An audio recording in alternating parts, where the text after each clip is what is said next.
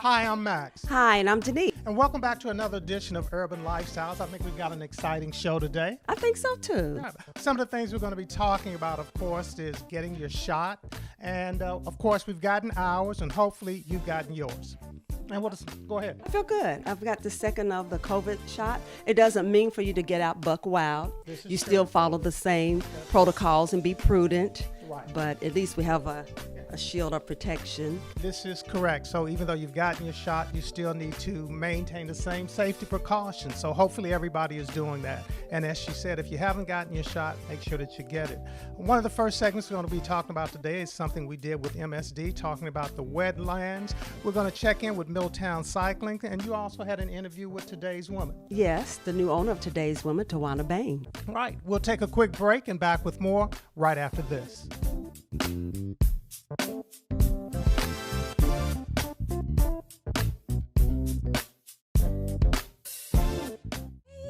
Hey. Hi. It's time to crack an egg. Easy, any style egg works here. Or smile. Well done, this looks great. Time to share a story I have a great way to start our discussion. with old friends or new ones. When you're a caregiver. Time to breathe in, Inhale up, good job. then let it all out. It's never been easier to connect, learn, and have fun. Cheers. So let's do it together. Come find us at aarp.org/near-you. You know, we got an opportunity to go out and meet with MSD and talking about the wetlands and partnerships that they're doing with some local property owners. So take a look at this piece. Every month we do a segment with MSD, and this month is no different, but we're at a very unique location. We're right off of the Grinstead exit, and if you make a right and go up Peterson and look on your left, you'll see this area over here, and we're kind of down a little bit hidden off of the from the street, so you probably haven't noticed it. But I'm here with Aaron Wagner with MSD, and you're going to tell us a little bit about this project that's going on, and it's about preservation of the area. So talk to us about that. Yes, thanks for having us. So we are on the banks of a tributary to Middle Fork of Beargrass Creek.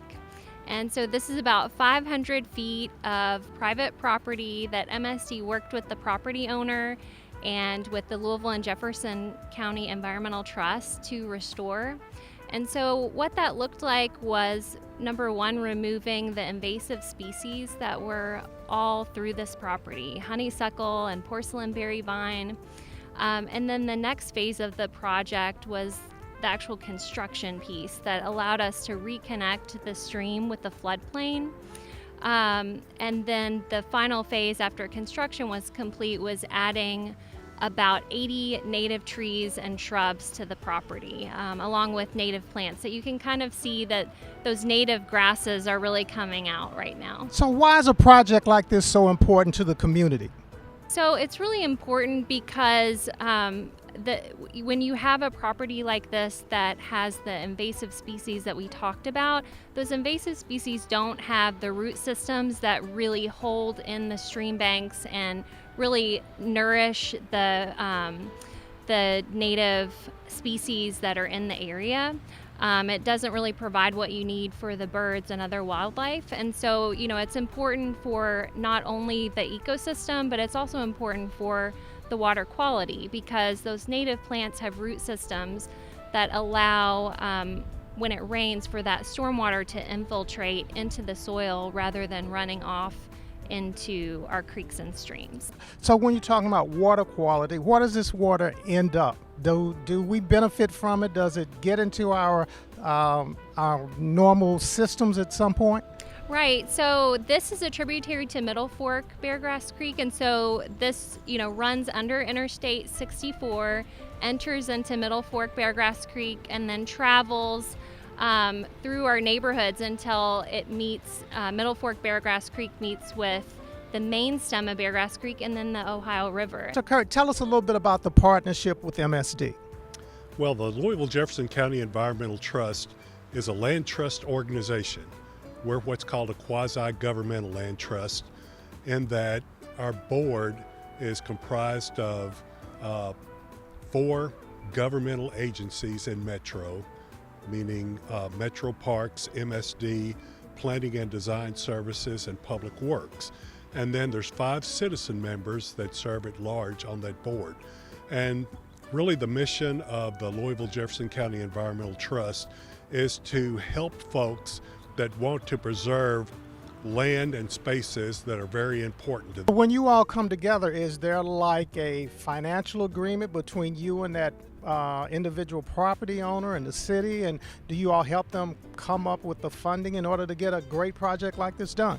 Well, this project here kind of stemmed from an interaction with MSD, because there's a facility that runs through here, sewer line, and there had been a conservation easement on this property that was placed here in 1981 by the Hilliard family, and that was called a scenic conservation easement. When that easement was written, it was so restrictive that you could not do anything on this property to enhance its environmental values. When you look at projects like this, do you all have several that are in the works that are going on around the city at the same time?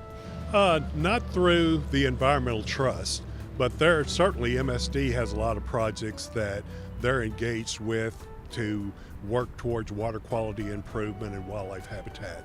So on this particular project, again, if you had looked at this prior to the stream restoration from either one of the roads here, the only thing that you would see is what that ground looks like in the far distance. Going over there, and if you weren't looking for it, you wouldn't know it's there. But it's a very unique partnership, and it's going to be a lot of nature that's going to be able to come back and exist over in that area. I like that. Makes me think of the ecosystem. Yes. And it's just something good still that MSD is involved in. You know what I mean? You are correct. Great. We'll take another break and back with more right after this.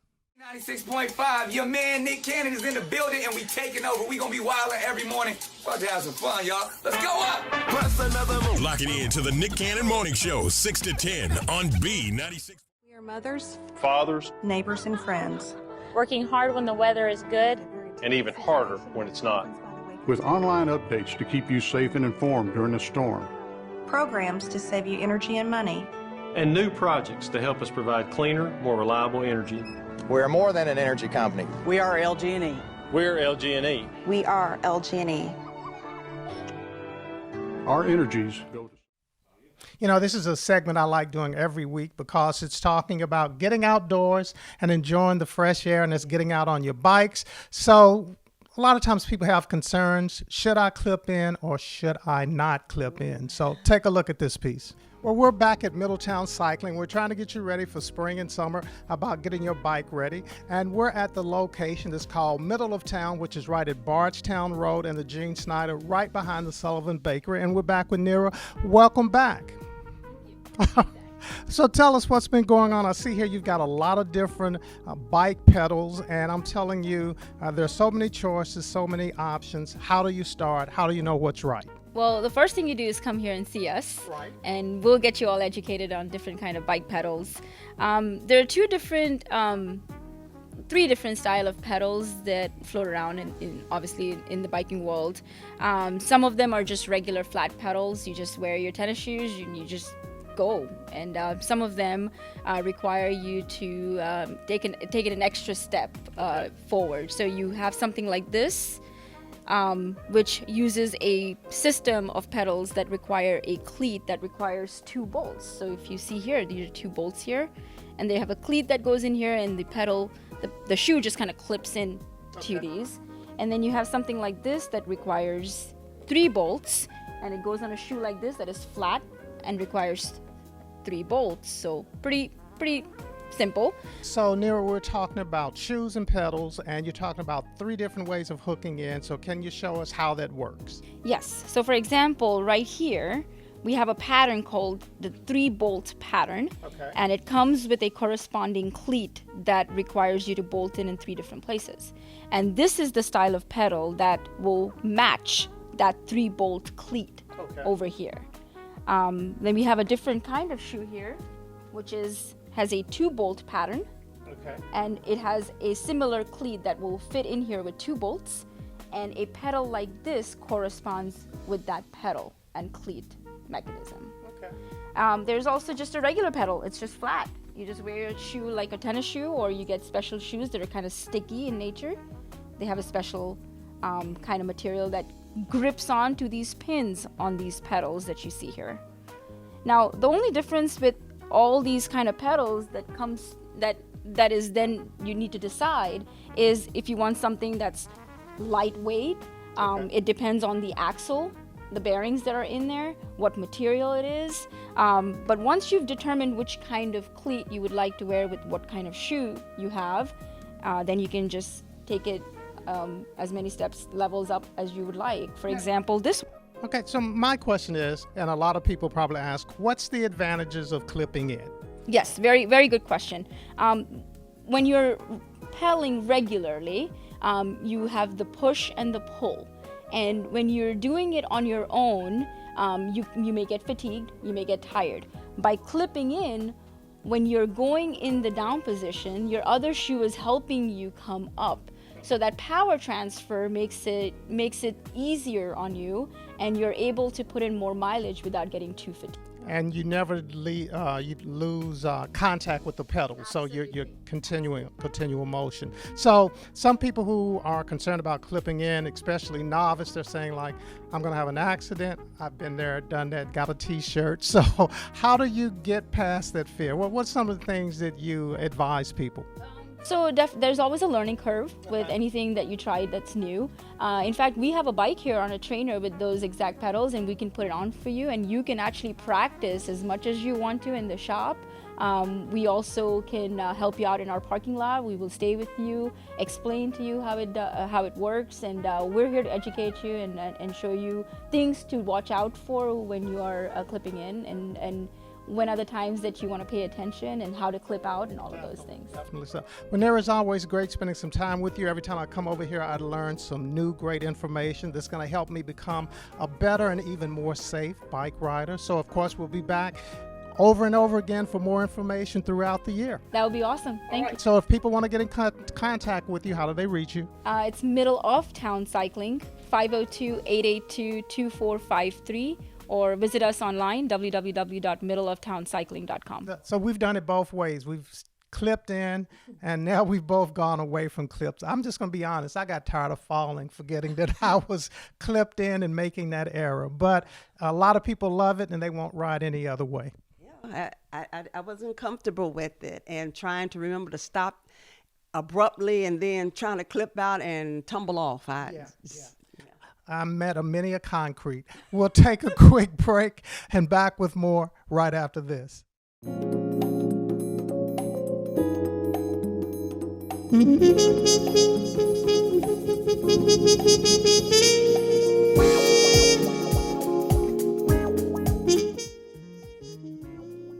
Elder Watson Diggs is known to many of the brothers of Kappa Alpha Psi fraternity as the Dreamer. On January 5, 1911, he co-founded along with 9 other men the first black fraternity at Indiana University in Bloomington, Indiana, and one of the earliest black national social fraternities. Elder Diggs was born December 23, 1883 in Hopkinsville, Kentucky, the seat of Christian County. He later left his home state and graduated from college in 1908 from Indiana State Normal in Terre Haute, Indiana, now Indiana State College. He entered Howard University in Washington, D.C. in 1909, but transferred to IU a year later. And in 1916, Diggs became the first African-American graduate of the Indiana School of Education. Diggs believed he could establish an African American fraternity on the largely white IU campus. But during this challenging time, African American students were not allowed to participate in social and other functions, and they were denied use of school entertainment and recreational facilities. And the Ku Klux Klan, which was very active in Indiana, was headquartered just down the road from the campus. Early attempts to form an African American fraternity were unsuccessful, but Diggs was determined. And on the night of January 5th, 1911, his dream of what was to become Kappa Alpha Psi fraternity became a reality.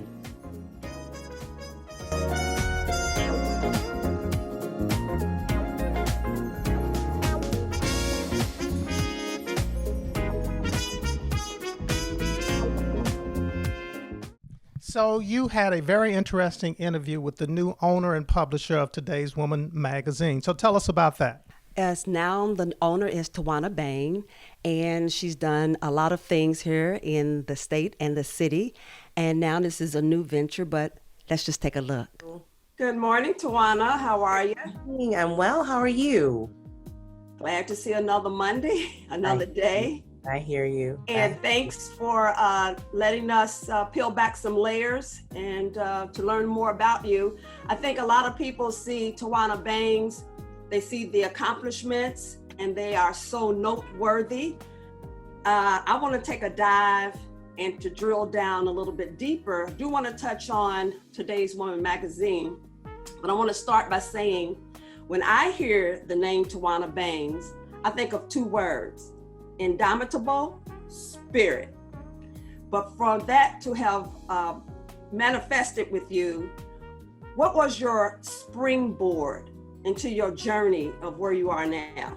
You know, it was an evolution, Denise. I think the way my mother raised us, she was a single mom, you know, at the time. You know, she's later went on to get her master's degree, but she had a 9th grade education. And I had a up close and personal seat to a woman who had nothing but wanted so much. And her drive and desire in wanting more for her girls stayed with me throughout my entire journey. And it certainly wasn't an easy one. You know, there were times where I rebelled against the system. You know, I became a teen mom, and there was just all of these back and forths with me trying to find, you know, who I was as a woman. But those trials of defying the odds and proving that I was capable started at a very early age. And I had no idea that it would really be woven into my DNA as a woman. And so it's funny, you know, people look at certain things as a very tall order. And I sometimes say, you know, small things to a giant. And I don't see some obstacles the way that some of us do. Share a little about one of the greatest achievements, and I would say for women in here in Louisville, about you being at the helm, the owner of Today's Woman's magazine. What does that mean for you and for all the other women here? It's really exciting, Denise. I think I've been really blessed to have so many different types of women as friends, all age ranges, social economic class, race, religions. So one of the things that I've always been asked is, you know, how do you have so many different types of friends, or how do you have so many different irons in the fire? And I think when I think of those irons in the fire, I look at those as opportunities. And it's very difficult to have a diverse set of opportunities when every table that you occupy, whether it be your social, your personal, or your professional tables, there are always the same people. And so what it really means for me to be at the helm is me to be able to take what I've been blessed with and gift that to other women. And I hope that any woman that plugs in on the new movement with Today's Woman, that we can change those three tables in their lives significantly and bring a much richer and diverse subset of authentic relationships and sisterhood in their lives. So I'm really, really excited about being able to do that through print, through digital, through events. We're going to have a lot of fun with it, because one thing that I've recognized is that it is definitely time for the woman's voice in Louisville, and I'm really excited to be able to give us one. I love where today's Women's Magazine has been, how it has served. But I'm sure, and I must ask, what visions beyond where it has served us being today's Women's Magazine, what vision do you have to go beyond that? You know, outside of really driving authentic sisterhood across race, I think that we've got new markets that we can explore. And so that won't be part of our year one or maybe even year 3 objectives. But I think, it's been around for 29 years. We've got years in which we can accomplish this. And so I'm excited to take the work that we do to kickstart it in this region, and hopefully it catches on like wildfire and we get to spread the message about authentic sisterhood and women's empowerment across the globe. I hope so too. Speaking of sisterhood, what do you find so far at this point in your life, and that from what your mom has helped to pour into your vessel as she shaped you, what do you find is one of the main, I guess you would say, challenges or struggles that the bonds and the seams that should connect us as women from all diverse backgrounds and races? What is one of the main problems that continues to keep a true bonding with sisters, with women? What do you see that to be? Because it always, I have found time and time again, no matter how successful a woman is or that she's not, that it always tends to unravel. And every time you think you will put a stitch in something, it doesn't hold. What do you see it to be? Fear.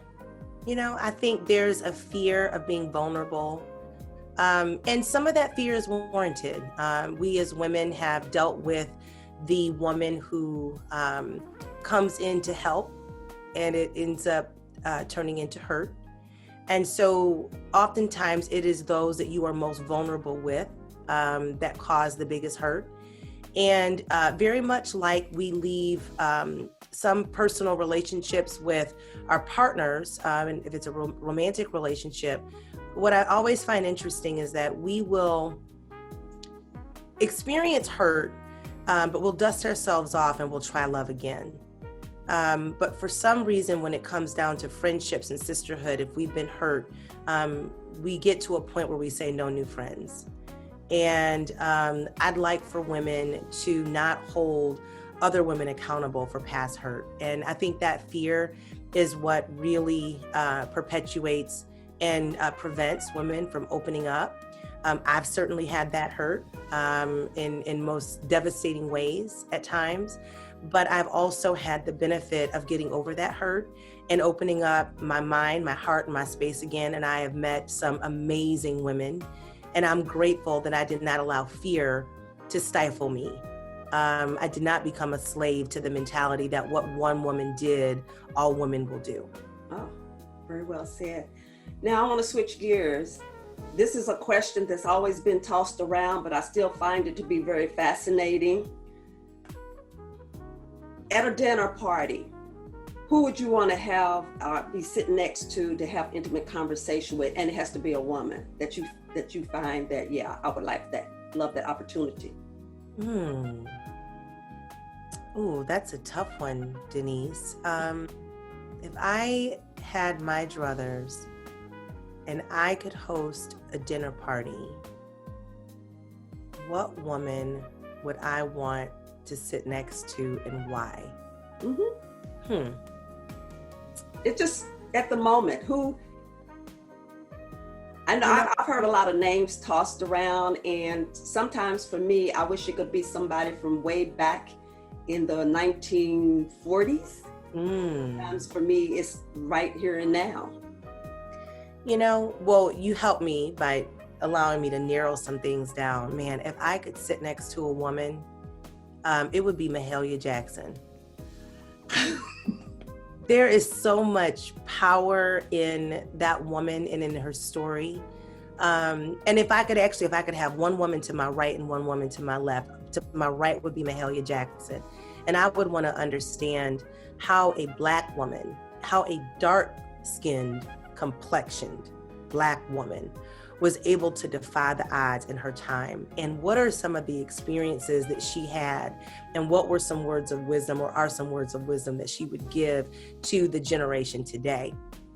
And to my left, I would love to have Lucy Carr Murphy, the wife of Isaac Murphy, the jockey. And I just learned most recently what an amazing woman she was in Louisville. And what I would like to know is if she could give me a description of how she feels that as a woman, her body was left behind where she was buried, but they've moved her husband to a new cemetery.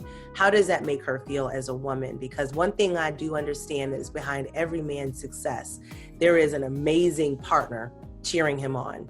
And I believe that Lucy had just as much to do with Isaac's success as the gift that God gave him. So I'd like to know how that makes her feel, because I think that those are the stories and the voices that we need to give to Louisville. So as you can see, Tawana has a broad, diverse standing about herself. Right. And I was glad to peel back some layers and get to know her a little bit better. Yeah, it's going to be interesting to see the direction she takes with the magazine. We wish her the best of luck. Indeed. We'll take a quick break and back with more right after this. B96.5, your man Nick Cannon is in the building and we taking over. We gonna be wilding every morning. About to have some fun, y'all. Let's go up! Plus another move. Lock it in to the Nick Cannon Morning Show, 6 to 10 on B96. You know, during this pandemic, people have been just trying to find anything that they can do to keep their sanity. And I think we found our sanity through watching movies. And let's just talk about some of the ones that we've seen recently. Yeah, there's been some good ones. We do from action to drama. Film noirs. Yes, to film noirs. I like them. If I start with film noirs, Backstreet was a favorite of mine. Very good, very good. In fact, we just watched that again the other day. And then Fallen Angel was also another good one, and some other movies you've seen. And then sometimes we switch to suspense and going back to see Gerald's Game. Yeah, that was a little unsettling, but it was a psychological thriller, and it was good. It was really good. And then, of course, looking at today's time, for me, American Skin. Yes, highly recommended. If you haven't seen it, make sure you check it out. Provocative, indeed. And of course, we just saw Aretha Franklin, Genius, very well done. Extremely. A great movie, another great movie. And then Judas and the Messiah. Thoroughly enjoyed that one as well. It's just another one that is provocative to make you think. Right. And Palmer with Justin Timberlake was very good as well.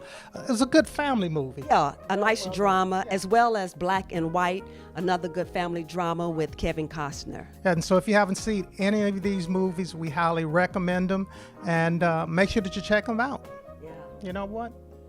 I think that's our show. Oh, that's our time. And we'll see you back here next time on Urban Lifestyles. Bye-bye.